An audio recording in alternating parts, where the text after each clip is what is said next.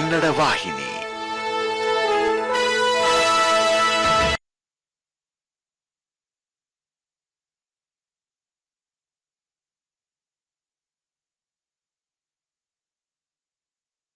ಜೀವ ಎನ್ನುವುದು ಜೀವನದ ಅಪರೂಪದ ಕೊಡುಗೆ. ಹುಟ್ಟು ಸಾವು ಚಕ್ರ ನಡೆದೇ ಇರುತ್ತದೆ. ಒಂದು ಅಂತ್ಯ ಹಲವು ಆರಂಭಗಳಿಗೆ ನಾಂದಿಯಾದರೆ ಹೇಗಿರುತ್ತೆ ಯೋಚಿಸಿ. ಒಬ್ಬ ಅಂಗಾಂಗ ದಾನಿ ಸುಮಾರು 8 ಜನರ ಜೀವನಕ್ಕೆ ಹೊಸ ಬೆಳಕು ನೀಡುವುದು ಸಾಧ್ಯ. ಬನ್ನಿ ನಾವೆಲ್ಲರೂ ಅಂಗಾಂಗ ದಾನದ ಸಂಕಲ್ಪ ಮಾಡೋಣ. ಆಗಸ್ಟ್ 13 ಅಂತಾರಾಷ್ಟ್ರೀಯ ಅಂಗಾಂಗಗಳ ದಾನ ಮಾಡುವಂತ ಪವಿತ್ರವಾಗಿರ್ತಕ್ಕಂಥ ದಿನ ಇದೆ.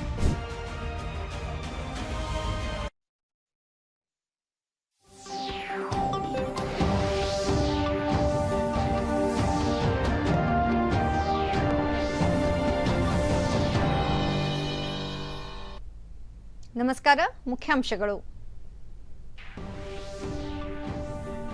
ಸಮಾನತೆಯ ಸೂತ್ರದೊಂದಿಗೆ ಭಾವೈಕ್ಯತೆಯ ಸಂದೇಶ. ಪ್ರಜಾಪ್ರಭುತ್ವ ದೇಶದ ಶಕ್ತಿ. ರಾಷ್ಟ್ರಪತಿ ದ್ರೌಪದಿ ಮುರ್ಮು. ದೇಶದೆಲ್ಲೆಡೆ ಸ್ವಾತಂತ್ರ್ಯ ಅಮೃತ ಮಹೋತ್ಸವ.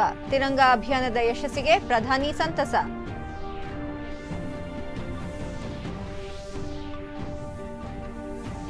ಸ್ವಾತಂತ್ರ್ಯ ಸ್ವಾಭಿಮಾನದ ಪ್ರತೀಕ.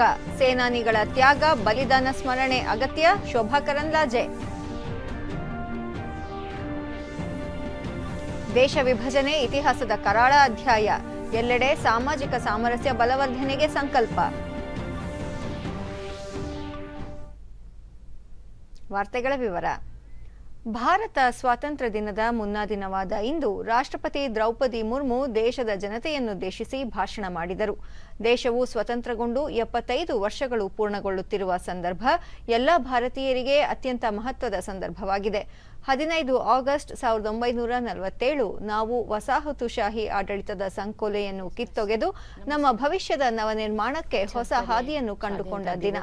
ಆ ಶುಭ ದಿನದ ಸಂಭ್ರಮಾಚರಣೆಯ ಗಳಿಗೆಯಲ್ಲಿ ಸ್ವತಂತ್ರ ಭಾರತಕ್ಕಾಗಿ ಹೋರಾಡಿ ತ್ಯಾಗ ಬಲಿದಾನ ಮಾಡಿದ ಎಲ್ಲ ಸ್ವತಂತ್ರ ಯೋಧರಿಗೂ ತಲೆಬಾಗಿ ನಮಿಸುವುದು ನಮ್ಮ ಕರ್ತವ್ಯ ಎಂದರು. ಪ್ರಜಾಪ್ರಭುತ್ವವು ಈ ನೆಲದ ಮಣ್ಣಿನಲ್ಲಿ ಹೆಮ್ಮರವಾಗಿ ಬೆಳೆದಿದೆ. ಪ್ರಜಾಪ್ರಭುತ್ವದ ನಿಜ ಸಾಮರ್ಥ್ಯವನ್ನು ವಿಶ್ವಕ್ಕೆ ಪರಿಚಯಿಸಿದ ಕೀರ್ತಿ ಭಾರತದ್ದಾಗಿದೆ.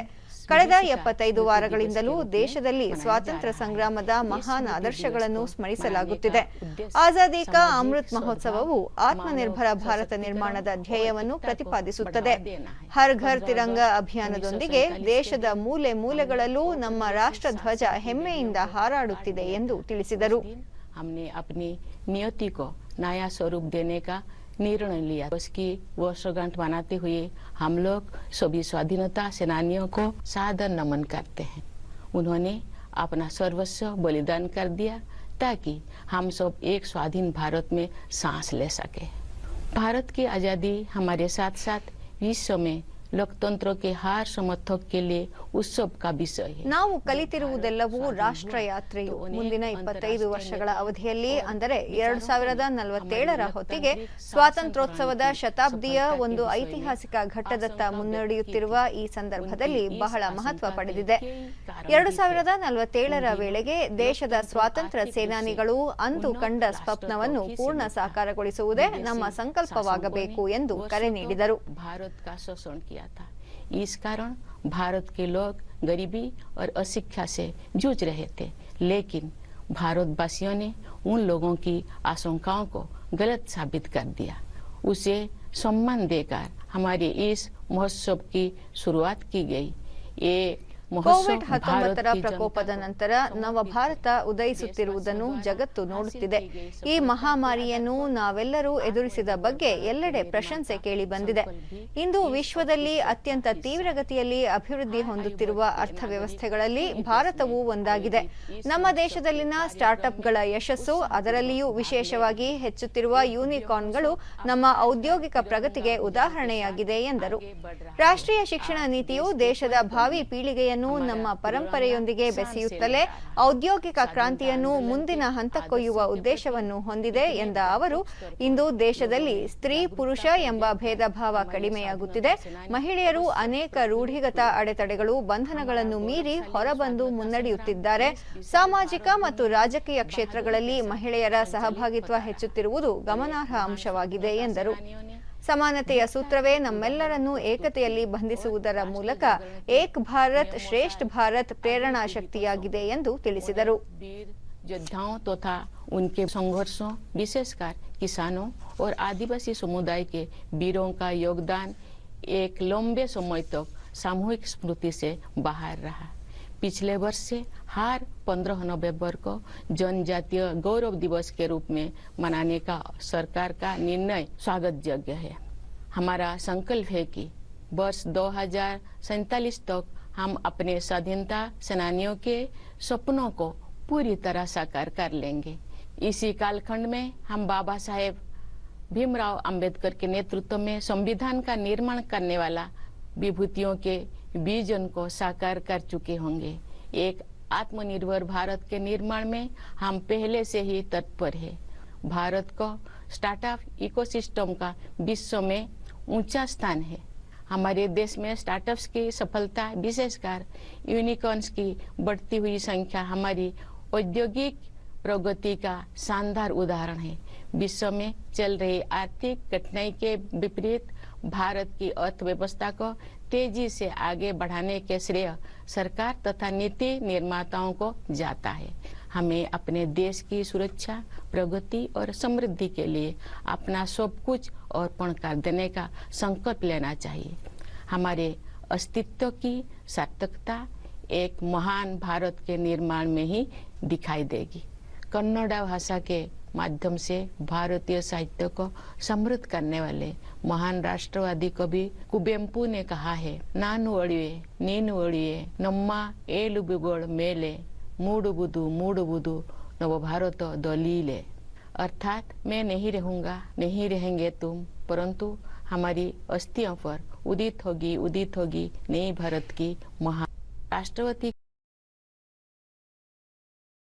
भूमि तथा देशवासियों के उत्थान के लिए सर्वस्व बलिदान करना हमारी आदर्श होना चाहिए। इन आदर्शों को अपनाने के लिए मैं अपने देश के युवाओं से विशेष अनुरोध करती हूँ। वे युवा ही 2047 के भारत का निर्माण करेंगे। अपना संबोधन समाप्त करने से पहले मैं भारत के सशस्त्र बलों, विदेशों में स्थित भारतीय मिशनों और अपनी मातृभूमि को गौरवान्वित करने वाले प्रवासी भारतीयों को स्वाधीनता दिवस की बधाई देती हूँ। मैं सभी देशवासियों के सुखद और मंगलमय जीवन के लिए शुभकामनाएं व्यक्त करती हूँ। धन्यवाद। जय हिंद। ಹರ್ ಘರ್ ತಿರಂಗ ಅಭಿಯಾನಕ್ಕೆ ದೇಶಾದ್ಯಂತ ಅದ್ಭುತ ಪ್ರತಿಕ್ರಿಯೆ ವ್ಯಕ್ತವಾಗುತ್ತಿರುವುದಕ್ಕೆ ಪ್ರಧಾನಿ ನರೇಂದ್ರ ಮೋದಿ ಸಂತಸ ವ್ಯಕ್ತಪಡಿಸಿದ್ದಾರೆ. ತಿರಂಗ ಅಭಿಯಾನದಲ್ಲಿ ಎಲ್ಲಾ ವರ್ಗಗಳ ಜನರು ದಾಖಲೆಯ ಪ್ರಮಾಣದಲ್ಲಿ ಪಾಲ್ಗೊಳ್ಳುತ್ತಿದ್ದಾರೆ. ಆಜಾದಿ ಕಾ ಅಮೃತ ಮಹೋತ್ಸವದ ಆಚರಣೆಗೆ ಇದೊಂದು ಅತ್ಯುತ್ತಮ ಮಾರ್ಗವಾಗಿದೆ ಎಂದು ಟ್ವೀಟ್ನಲ್ಲಿ ತಿಳಿಸಿದ್ದಾರೆ. ತ್ರಿವರ್ಣ ಧ್ವಜದೊಂದಿಗಿನ ತಮ್ಮ ಛಾಯಾಚಿತ್ರಗಳನ್ನು harghar-tiranga.comನಲ್ಲಿ ಹಂಚಿಕೊಳ್ಳಬೇಕೆಂದು ಪ್ರಧಾನಿ ಜನತೆಗೆ ಮನವಿ ಮಾಡಿದ್ದಾರೆ. ನಿನ್ನೆಯಿಂದ ಆರಂಭಗೊಂಡ ಹರ್ ಘರ್ ತಿರಂಗ ಅಭಿಯಾನಕ್ಕೆ ದೇಶಾದ್ಯಂತ ವಿಸ್ಮಯದ ಪ್ರತಿಕ್ರಿಯೆ ವ್ಯಕ್ತವಾಗುತ್ತಿದೆ. ಭಾರತ ಸ್ವಾತಂತ್ರ್ಯದ 75ನೇ ಅಮೃತ ಮಹೋತ್ಸವ ಆಚರಿಸಿಕೊಳ್ಳುತ್ತಿರುವ ಹಿನ್ನೆಲೆಯಲ್ಲಿ ಪ್ರತಿಯೊಂದು ಮನೆಯಲ್ಲೂ ತ್ರಿವರ್ಣ ಧ್ವಜವನ್ನು ಹಾರಿಸುವ ಮೂಲಕ ಜನರಲ್ಲಿ ದೇಶಾಭಿಮಾನವನ್ನು ಪ್ರೇರೇಪಿಸುವ ಉದ್ದೇಶ ಈ ಅಭಿಯಾನ ಹೊಂದಿದೆ. ಆಜಾದಿ ಕಾ ಅಮೃತ ಮಹೋತ್ಸವದ ಭಾಗವಾಗಿ ಅಭಿಯಾನ ಆಗಸ್ಟ್ 15ರವರೆಗೂ ಮುಂದುವರಿಯಲಿದೆ.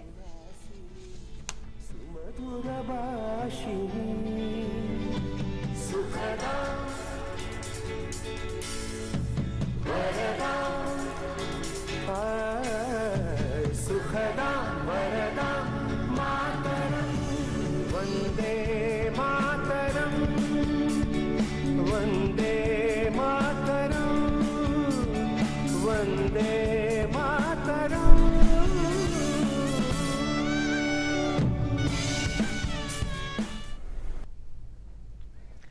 ವಿವಿಧ ಜಿಲ್ಲೆಗಳಿಂದ ಸುದ್ದಿಗಳ ವಿವರ.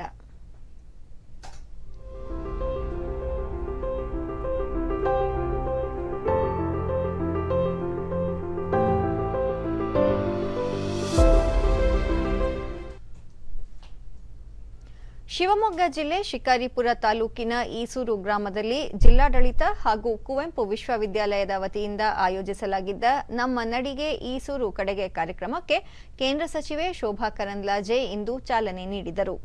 ಮಾಜಿ ಮುಖ್ಯಮಂತ್ರಿ ಬಿಎಸ್ ಯಡಿಯೂರಪ್ಪ, ಸಂಸದ ಬಿವೈ ರಾಘವೇಂದ್ರ, ಶಾಸಕರಾದ ಹರತಾಳು ಹಾಲಪ್ಪ, ರುದ್ರೇಗೌಡ, ಕುವೆಂಪು ವಿಶ್ವವಿದ್ಯಾಲಯ ಕುಲಪತಿ ಪ್ರೊಫೆಸರ್ ವೀರಭದ್ರಪ್ಪ ಮತ್ತಿತರರು ಉಪಸ್ಥಿತರಿದ್ದರು.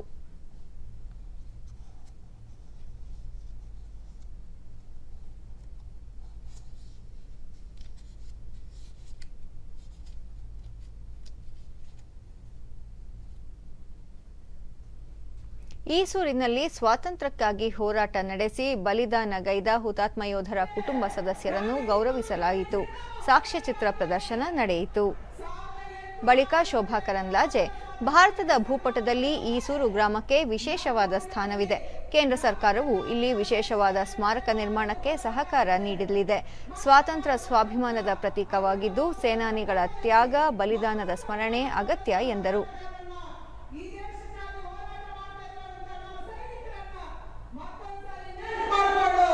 ಈ ದೇಶದ ಪ್ರಗತಿಗೆ, ಈ ದೇಶದ ಅಭಿವೃದ್ಧಿಗೆ ನಮ್ಮ ಸೈನಿಕ ಯಾರನ್ನು ನಂಬಿಯಲ್ಲಿ ಗಡಿಕಾಯ್ತಾ ಇದ್ದಾನೋ, ನಮ್ಮಲ್ಲಿ ಗಡಿಕಾಯ್ತಾ ಇದ್ದಾನೆ.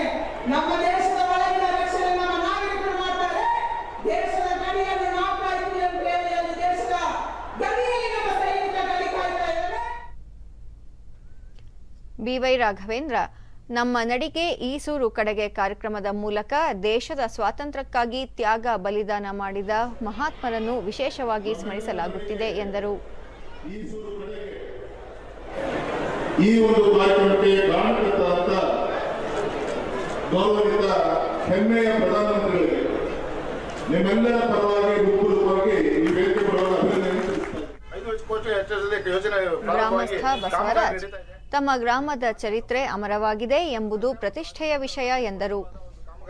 ಇದು ಮುಂದಿನ ದಿನಗಳಲ್ಲಿ ಒಳ್ಳೆ ಈಸೂರಿನ ಹೆಸರನ್ನ ಪ್ರಜ್ವಲಗೊಳಿಸಿ ಪ್ರವಾಸೋದ್ಯಮದಿಂದ ಈಸೂರು ಆಕರ್ಷಣೀಯವಾಗಿ ಇಡೀ ದೇಶದಲ್ಲಿ, ರಾಜ್ಯದಲ್ಲಿ ಒಂದು ಪ್ರವಾಸಿ ತಾಣವಾಗಿ ಮತ್ತು ಹುತಾತ್ಮರ ಒಂದು ಸವಿನೆನಪು ಪ್ರಜ್ವಲಿಸಲಿ ಅಂತ ಈ ಮೂಲಕ ನಾನು ತಮ್ಮಲ್ಲಿ ಕೇಳ್ಕೊಳ್ತೇನೆ. ಬೆಂಗಳೂರು ನಗರ ಜಿಲ್ಲೆಯ ಆನೇಕಲ್ನಲ್ಲಿಂದು ಬಿಜೆಪಿ ಯುವ ಮೋರ್ಚಾ ಆಯೋಜಿಸಿದ್ದ ಬೈಕ್ ರ್ಯಾಲಿಗೆ ಕೇಂದ್ರ ಸಾಮಾಜಿಕ ನ್ಯಾಯ ಹಾಗೂ ಸಬಲೀಕರಣ ಖಾತೆ ಸಚಿವ ಎ ನಾರಾಯಣಸ್ವಾಮಿ ಚಾಲನೆ ನೀಡಿದರು.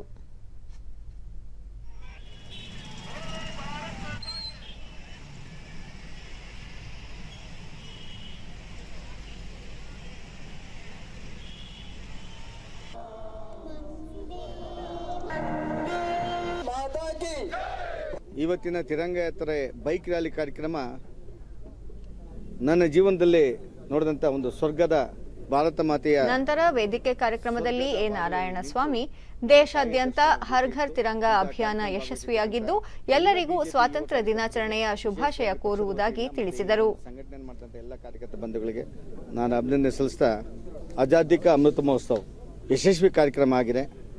ಅದಕ್ಕಾಗಿ ಮತ್ತೊಮ್ಮೆ ನನ್ನ ಕಾರ್ಯಕರ್ತರನ್ನು ಅಭಿನಂದಿಸ್ತಾರೆ. ಹಾವೇರಿ ಜಿಲ್ಲೆಯ ಶಿಗ್ಗಾಂವ್ನಲ್ಲಿಂದು ಸ್ವಾತಂತ್ರ್ಯ ಅಮೃತ ಮಹೋತ್ಸವ ಅಂಗವಾಗಿ ನಡೆದ ಬೈಕ್ ರ್ಯಾಲಿಗೆ ಕೇಂದ್ರ ಕಲ್ಲಿದ್ದಲು ಹಾಗೂ ಸಂಸದೀಯ ವ್ಯವಹಾರಗಳ ಖಾತೆ ಸಚಿವ ಪ್ರಹ್ಲಾದ್ ಜೋಶಿ ಚಾಲನೆ ನೀಡಿದರು. ಬಳಿಕ ಕಿತ್ತೂರು ರಾಣಿ ಚೆನ್ನಮ್ಮ ಮೂರ್ತಿಗೆ ಮಾಲಾರ್ಪಣೆ ಮಾಡಿದರು.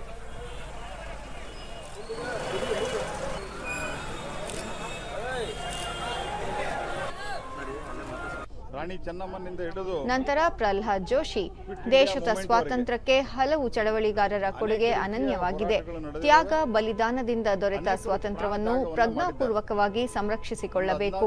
ನಾಡಿನ ಸ್ವಾತಂತ್ರ್ಯಕ್ಕಾಗಿ ಹೋರಾಡಿದ ಯೋಧರನ್ನು ಸ್ಮರಿಸುವುದು ದೇಶದ ಪ್ರತಿಯೊಬ್ಬ ನಾಗರಿಕನ ಕರ್ತವ್ಯವಾಗಿದೆ ಎಂದರು. ಈ ದೇಶದ ಇತಿಹಾಸವನ್ನು ನೆನಪಿಸಿ ದೇಶವನ್ನು ಇನ್ನೂ ಹೆಚ್ಚು ಗಟ್ಟಿಯಾಗಿ ಕಟ್ಟಿ ಜಗತ್ತಿನಲ್ಲಿ ಭಾರತ ಒಂದು ಹಿರಿಯಣ್ಣನಂತೆ, ದೊಡ್ಡಣ್ಣನಲ್ಲ ಹಿರಿಯಣ್ಣನಂತೆ ಆಗಬೇಕು ಅನ್ನುವಂಥ ಆಸೆಯಿಂದ ನಾವು ಈ ಕೆಲಸವನ್ನು ಮೋದಿಯವರ ಕರೆಯಂತೆ ಮಾಡ್ತಾ ಇದ್ದರೆ ಅಭೂತಪೂರ್ವವಾದಂಥ ಪ್ರತಿಕ್ರಿಯೆ ಸಿಕ್ಕಿದೆ. ಧ್ವಜ ಖರೀದಿ ಮಾಡಿರಿ ಅಂತ ಹೇಳಿದಾಗ 1 ಕೋಟಿ ಧ್ವಜವನ್ನು ಒಂದೇ ದಿವಸ ಖರೀದಿ ಮಾಡ್ಯಾರ ಈ ದೇಶದಲ್ಲಿ ಜನ. ಅಂದರೆ ಯಾವ ರೀತಿಯಾದಂಥ ಒಂದು ಉತ್ಸಾಹ ವಾತಾವರಣ ನಿರ್ಮಾಣ ಆಗಿದೆ ಇದು ಗೊತ್ತಾಗ್ತದೆ. ಬಳ್ಳಾರಿ ಜಿಲ್ಲೆಯ ಜಿಲ್ಲಾಧಿಕಾರಿ ಕಚೇರಿ ಆವರಣದಲ್ಲಿ 3 ಕೋಟಿ ರೂಪಾಯಿ ವೆಚ್ಚದಲ್ಲಿ ವಾರ್ತಾ ಇಲಾಖೆ ವತಿಯಿಂದ ನಿರ್ಮಾಣಗೊಂಡಿರುವ ಗಾಂಧಿ ಭವನವನ್ನು ಸಾರಿಗೆ ಸಚಿವ ಬಿ ಶ್ರೀರಾಮುಲು ಲೋಕಾರ್ಪಣೆಗೊಳಿಸಿದರು. ಲೋಕಸಭಾ ಸದಸ್ಯ ವೈ ದೇವೇಂದ್ರಪ್ಪ, ಶಾಸಕ ಗಾಲಿ ಸೋಮಶೇಖರ ರೆಡ್ಡಿ, ಮಾಜಿ ಸಂಸದೆ ಜೆ ಶಾಂತ, ನಗರಾಭಿವೃದ್ಧಿ ಪ್ರಾಧಿಕಾರದ ಅಧ್ಯಕ್ಷ ಪಾಲಣ್ಣ, ಜಿಲ್ಲಾಧಿಕಾರಿ ಪವನ್ ಕುಮಾರ್ ಮಾಲಪಾಟಿ, ವಾರ್ತಾಧಿಕಾರಿ ಬಿಕೆ ರಾಮಲಿಂಗಪ್ಪ ಮತ್ತಿತರರು ಉಪಸ್ಥಿತರಿದ್ದರು.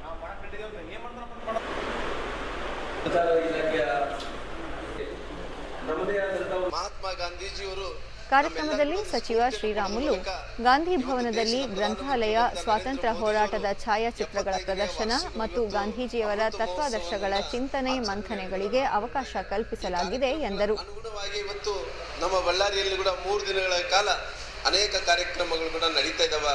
ಕಟ್ಟಡ ಜೊತೆಲಿ ಗಾಂಧಿ ಭವನ, ನಾವು ಹುಡುಗರಿದ್ದಂಥ ಟೈಮಲ್ಲಿ ಒಂದು ಗಾಂಧಿ ಭವನ ನೋಡ್ತಾ ಇದ್ವಿ. ಆ ಗಾಂಧಿ ಭವನ ಅಂದ ತಕ್ಷಣ ಅಲ್ಲಿ ಹೋದ ತಕ್ಷಣ ನಮಗೆ ಒಂದು ವ್ಯಾಯಾಮ ಶಾಲೆ ಇತ್ತು. ವ್ಯಾಯಾಮ ಶಾಲೆ ಜೊತೆಲಿ ಅಲ್ಲಿಂದ ಲೈಬ್ರರಿ ಇತ್ತು. ಲೈಬ್ರರಿ ಜೊತೆಲಿ ಸಾಕಷ್ಟು ಒಂದು ಸಣ್ಣ ಪುಟ್ಟ ಕಾರ್ಯಕ್ರಮಗಳು ಕೂಡ ಅಲ್ಲಿ ಆಗ್ತಾ ಇದ್ವು. ಇವತ್ತು ಹೊಸದಾಗಿ ಏನು ಗಾಂಧಿ ಭವನ ಆಗಿದೆನೋ ಭಾಳಷ್ಟು ಸಂತೋಷ ಆಗಿದೆ. ಗಾಂಧೀಜಿಯವರ ತತ್ವ ಆದರ್ಶಗಳನ್ನು ಇವತ್ತು ಮಕ್ಕಳಿಗೆ, ಮುಂದಿನ ಪೀಳಿಗೆ ಮಕ್ಕಳಿಗೆ ನಾವು ತಿಳಿಸ್ಕೊಡ್ಬೇಕಾಗಿದೆ. ಅಂಥ ಕಾರ್ಯಕ್ರಮಗಳು ಇಲ್ಲಿ ನಡಿಬೇಕಾಗಿದೆ. ಅದಕ್ಕೋಸ್ಕರ ಒಳ್ಳೆ ಆಡಿಟೋರಿಯಂ ಕೂಡ ಆಗಿದೆ, ಜೊತೆಲಿ ಒಳ್ಳೆ ಭವನ ಕೂಡ ಆಗಿದೆ. ವೈ ದೇವೇಂದ್ರಪ್ಪ ಮುಂದಿನ ಪೀಳಿಗೆಗೆ ಗಾಂಧೀಜಿ ಅವರ ನಡೆ ನುಡಿ ಪಾಲನೆಗೆ ಈ ಭವನ ಅನುಕೂಲವಾಗಿದೆ ಎಂದರು.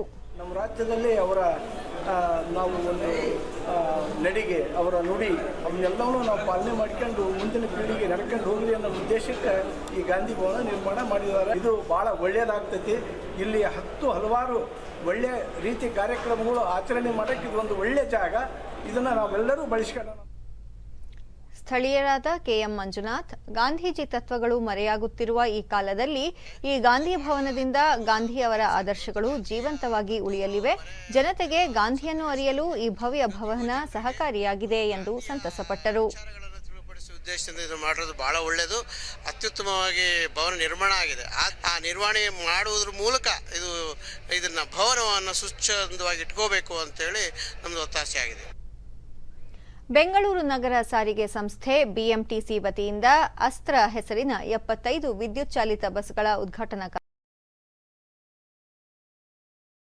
ಆವರಣದಲ್ಲಿಂದು ಚಾಲನೆ ನೀಡಿದರು.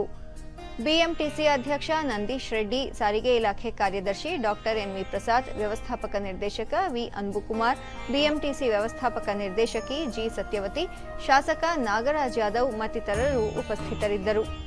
ಇದೇ ವೇಳೆ ಬಿಎಂಟಿಸಿ ಮಾಹಿತಿ ಕೈಪಿಡಿಯನ್ನು ಅವರು ಬಿಡುಗಡೆ ಮಾಡಿದರು.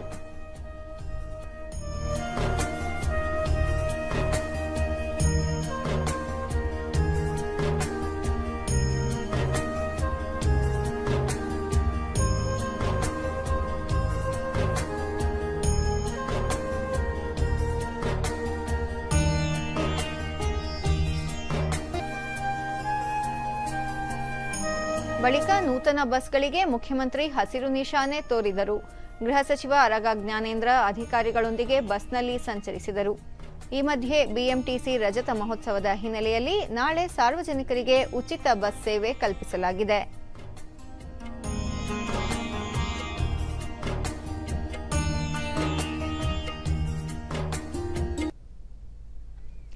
ದೇಶ ವಿಭಜನೆ ಸ್ಮರಣೆಯ ಅಂಗವಾಗಿ ಹುಬ್ಬಳ್ಳಿಯಲ್ಲಿಂದು ನೈಋತ್ಯ ರೈಲ್ವೆ ವಲಯದ ವತಿಯಿಂದ ಆಯೋಜಿಸಲಾಗಿದ್ದ ಛಾಯಾಚಿತ್ರ ಪ್ರದರ್ಶನಕ್ಕೆ ಇಲಾಖೆಯ ಮಹಾಪ್ರಬಂಧಕ ಸಂಜೀವ ಕಿಶೋರೆ ಚಾಲನೆ ನೀಡಿದರು. ವಿಭಜನೆಯ ಸಮಯದಲ್ಲಿನ ಸಂಕಷ್ಟದ ಪರಿಸ್ಥಿತಿಯನ್ನು ಛಾಯಾಚಿತ್ರ ಹಾಗೂ ಪತ್ರಿಕಾ ವರದಿಗಳ ದಾಖಲೆ ಮೂಲಕ ಈ ಪ್ರದರ್ಶನದಲ್ಲಿ ಅನಾವರಣಗೊಳಿಸಲಾಗಿದೆ. ಹುಬ್ಬಳ್ಳಿಯ ಶ್ರೀ ಸಿದ್ಧಾರೂಢ ಸ್ವಾಮೀಜಿ ರೈಲು ನಿಲ್ದಾಣ ಹಾಗೂ ಉತ್ತರ ಕರ್ನಾಟಕ ಭಾಗದ ಹಲವು ರೈಲ್ವೆ ನಿಲ್ದಾಣಗಳಲ್ಲೂ ಛಾಯಾಚಿತ್ರ ಪ್ರದರ್ಶನ ಆಯೋಜಿಸಲಾಗಿದೆ.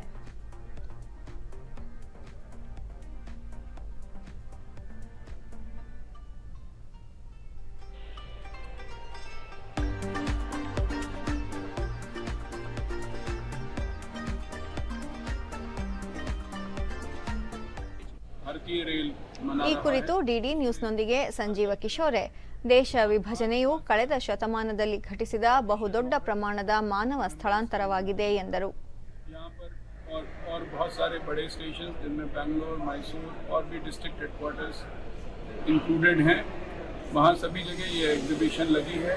लेट्स वी में फॉरगेट, जो पार्टीशन के हॉरर्स थे उनको याद रखें, हम उनसे सीख लें और देशभक्ति की ज्वाला को जलाए रखें. ಹಿರಿಯ ಸಾರ್ವಜನಿಕ ಸಂಪರ್ಕಾಧಿಕಾರಿ ಅನೀಶ್ ಹೆಗಡೆ, ಕೇಂದ್ರ ಸರ್ಕಾರದ ಆಶಯದಂತೆ ದೇಶ ವಿಭಜನೆಯ ಕರಾಳತೆಯನ್ನು ನಮ್ಮ ಯುವ ಪೀಳಿಗೆಗೆ ಅರಿವು ಮೂಡಿಸುವ ಉದ್ದೇಶದಿಂದ ಈ ಛಾಯಾಚಿತ್ರ ಪ್ರದರ್ಶನ ಏರ್ಪಡಿಸಲಾಗಿದೆ ಎಂದು ಮಾಹಿತಿ ನೀಡಿದರು. ಇಂತಹ ಒಂದು ಎಕ್ಸಿಬಿಷನ್ ಹಮ್ಮಿಕೊಳ್ಳಲಾಗಿದೆ. ಅದೇ ರೀತಿ ಶ್ರೀ ಸಿದ್ಧಾರೂಢ ಸ್ವಾಮೀಜಿ ಹುಬ್ಬಳ್ಳಿ ರೈಲು ನಿಲ್ದಾಣದಲ್ಲಿ ಕೂಡ ಹುಬ್ಬಳ್ಳಿ ವಿಭಾಗದ ವತಿಯಿಂದ ಈ ಒಂದು ಎಕ್ಸಿಬಿಷನ್ ಹಮ್ಮಿಕೊಳ್ಳಲಾಗಿದೆ. ಸಾರ್ವಜನಿಕರು ಇದನ್ನು ಬಂದು ಉಚಿತವಾಗಿ ವೀಕ್ಷಿಸಿ ನಮ್ಮ ಇತಿಹಾಸದ ಬಗ್ಗೆ ತಿಳಿದುಕೊಳ್ಳಬಹುದು. ಸ್ವಾತಂತ್ರ್ಯೋತ್ಸವ ಅಂಗವಾಗಿ ಬೆಂಗಳೂರಿನ ಮಾಣಿಕ್ ಷಾ ಪರೇಡ್ ಮೈದಾನದಲ್ಲಿ ಸಿದ್ಧತಾ ತಾಲೀಮು ನಡೆಸಲಾಯಿತು. ನಗರ ಪೊಲೀಸ್ ಆಯುಕ್ತ ಪ್ರತಾಪ್ ರೆಡ್ಡಿ, ಬಿಬಿಎಂಪಿ ಮುಖ್ಯ ಆಯುಕ್ತ ತುಷಾರ್ ಗಿರಿನಾಥ್ ಹಾಗೂ ಹಿರಿಯ ಪೊಲೀಸ್ ಅಧಿಕಾರಿಗಳು ಸಿದ್ಧತಾ ಕಾರ್ಯವನ್ನು ಪರಿಶೀಲಿಸಿದರು. ಸಿದ್ಧತಾ ತಾಲೀಮಿನಲ್ಲಿ ಕೆಎಸ್ಆರ್ಪಿ, ಸಿಆರ್ಪಿಎಫ್ ಸೇರಿದಂತೆ ವಿವಿಧ ಪಡೆಗಳು ಹಾಗೂ ಶಾಲಾ ವಿದ್ಯಾರ್ಥಿಗಳಿಂದ ಗಣ್ಯರು ಗೌರವ ವಂದನೆ ಸ್ವೀಕರಿಸಿದರು.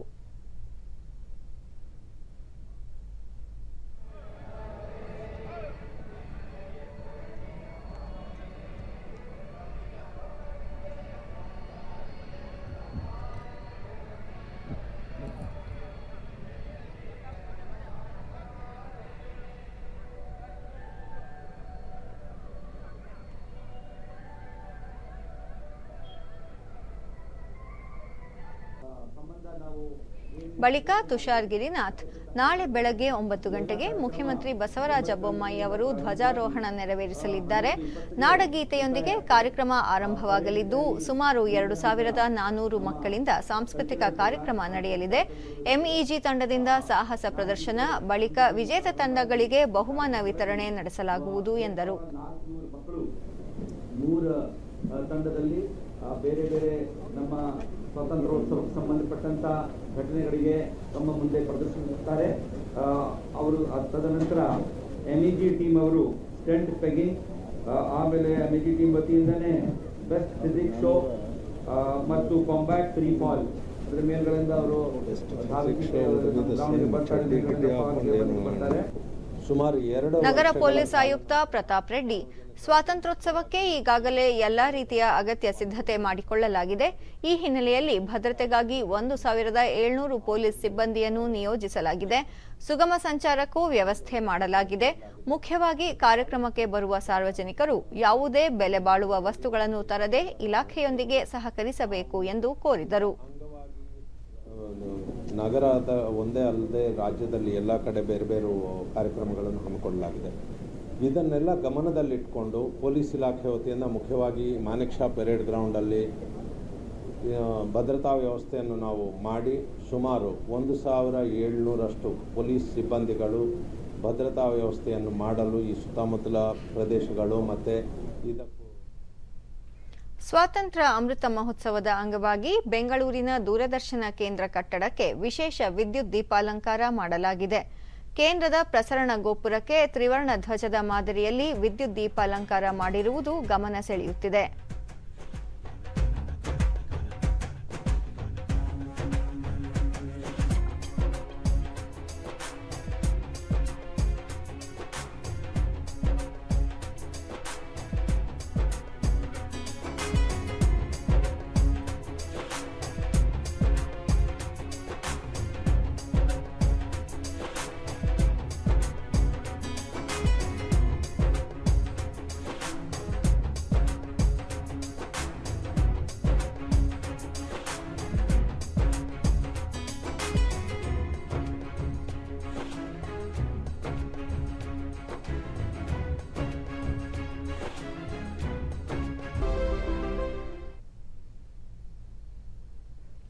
ಇಂದು ವಿಭಜನೆಯ ನೆನಪಿನ ದಿನ.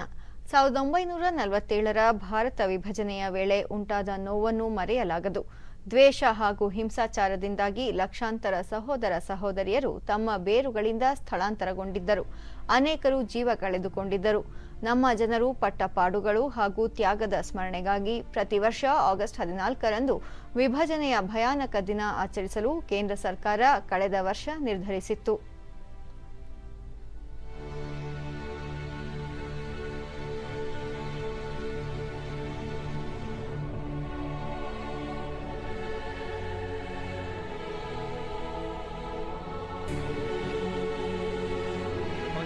अगस्त को प्रधानमंत्री ने ವಿಭಜನೆಯ ಭಯಾನಕ ನೆನಪಿನ ದಿನದಂದು ಪ್ರಧಾನಿ ನರೇಂದ್ರ ಮೋದಿ ದೇಶ ಇಬ್ಬಾಗದ ಸಂದರ್ಭದಲ್ಲಿ ಜೀವ ಕಳೆದುಕೊಂಡ ಎಲ್ಲರಿಗೂ ಶ್ರದ್ಧಾಂಜಲಿ ಸಲ್ಲಿಸಿದ್ದಾರೆ. ನಮ್ಮ ಇತಿಹಾಸದ ಆ ದುರಂತ ಸಮಯದಲ್ಲಿ ಅನುಭವಿಸಿದ ಸಂಕಷ್ಟಗಳಿಂದ ದೇಶ ತ್ವರಿತಗತಿಯಲ್ಲಿ ಚೇತರಿಸಿಕೊಂಡ ಬಗ್ಗೆ ಶ್ಲಾಘಿಸಿದ್ದಾರೆ. ದೇಶ ವಿಭಜನೆಯ ನೋವನ್ನು ಎಂದಿಗೂ ಮರೆಯಲು ಸಾಧ್ಯವಿಲ್ಲ. ಬುದ್ಧಿಹೀನ ದ್ವೇಷ ಹಾಗೂ ಹಿಂಸೆಯಿಂದಾಗಿ ಅನೇಕರು ಜೀವ ಕಳೆದುಕೊಂಡರು. ನಮ್ಮ ಜನರ ಹೋರಾಟ ಹಾಗೂ ತ್ಯಾಗ ಬಲಿದಾನದ ನೆನಪಿಗಾಗಿ ಆಗಸ್ಟ್ 14ರಂದು ವಿಭಜನೆಯ ಭೀಕರ ನೆನಪಿನ ದಿನವನ್ನಾಗಿ ಆಚರಿಸಲಾಗಿದೆ ಎಂದು ಟ್ವೀಟ್ನಲ್ಲಿ ತಿಳಿಸಿದ್ದಾರೆ.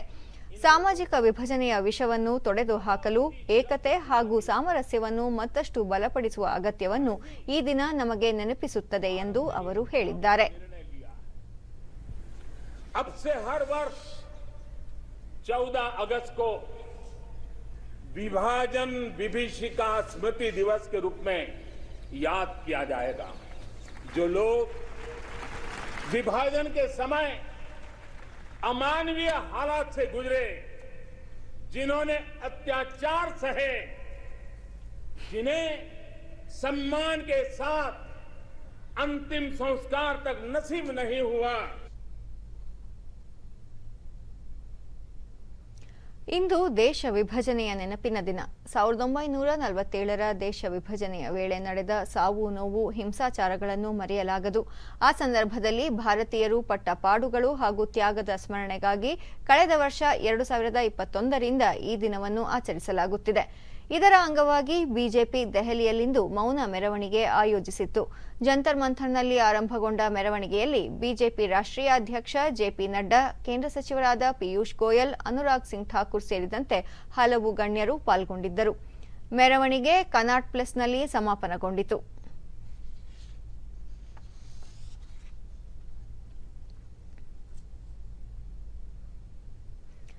ಕೊನೆಯಲ್ಲಿ ಮತ್ತೊಮ್ಮೆ ಮುಖ್ಯಾಂಶಗಳು. ಸಮಾನತೆಯ ಸೂತ್ರದೊಂದಿಗೆ ಭಾವೈಕ್ಯತೆಯ ಸಂದೇಶ, ಪ್ರಜಾಪ್ರಭುತ್ವ ದೇಶದ ಶಕ್ತಿ, ರಾಷ್ಟ್ರಪತಿ ದ್ರೌಪದಿ ಮುರ್ಮು. ದೇಶದಲ್ಲಿ